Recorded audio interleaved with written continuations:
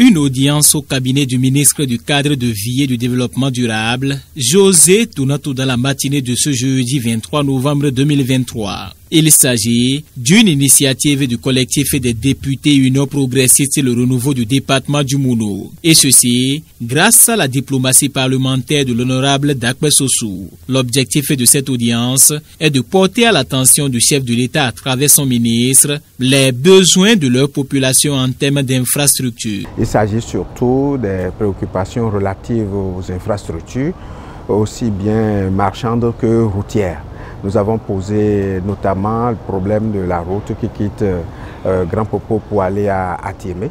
Cette route qui est une route coloniale classée depuis très longtemps dans le patrimoine routier de notre pays, mais une route d'environ une trentaine de kilomètres, mais qui crée beaucoup de difficultés aux populations, surtout en temps de pluie. Et même si ce n'est pas en temps de pluie, il est très difficile de traverser cette route-là à n'importe quelle période de l'année.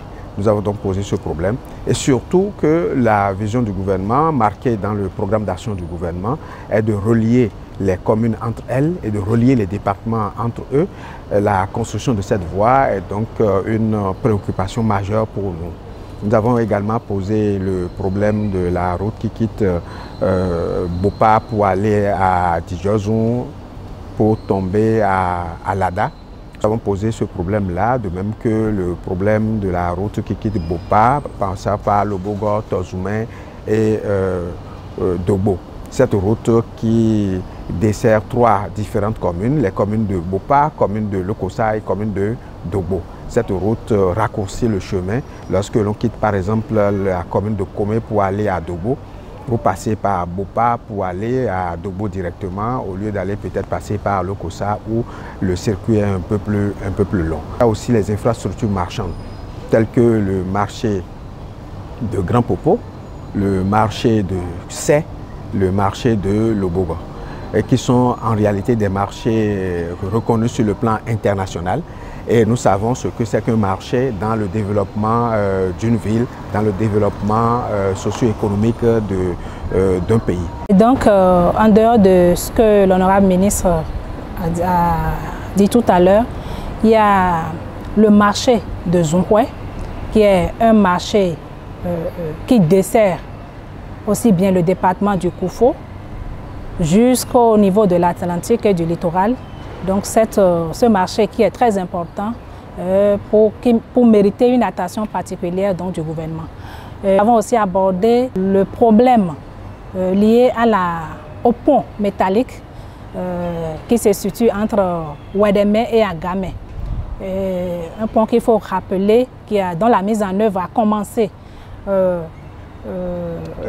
2015 avec le gouvernement défunt, mais qui subitement a été abandonné, un chantier qui a été abandonné après la proclamation des résultats des élections législatives de 2015. Il est de notre devoir de rappeler au gouvernement de la rupture ce fait et de demander, de plaider pour que ce pont puisse être achevé au grand bonheur des populations. En dehors de ce pont, il y a quand même l'aménagement de la voie toujours, parce que lorsqu'il y a le pont, il faut quand même aménager la voie pour permettre maintenant de passer sur le pont. Donc l'Ego d'Ouédémé jusqu'à Agamé, environ 7 km. Concernant la voie à Atiémé à Djara, il faut préciser qu'il y a des bretelles. Quand je prends, il y a Djanglamé, Oumako, il y a également Kondi, donc à Tchanou Kondi, il y a à Tiémé, à Dorun, Lokossa en passant par Djeradi. Il y a également Konoukwese.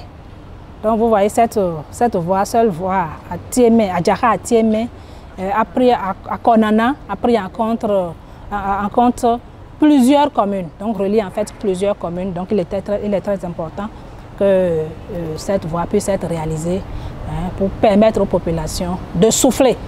16 élus du 17e et 18e circonscription électorale, après avoir égrené leur chapelet de doléances à l'endroit du gouvernement, ont transmis au ministre du Cadre de Vie un document de plaidoyer. Ensuite, ils ont reçu une assurance du ministre, celle de rendre compte acquis de droit, afin que ces différentes doléances soient satisfaites.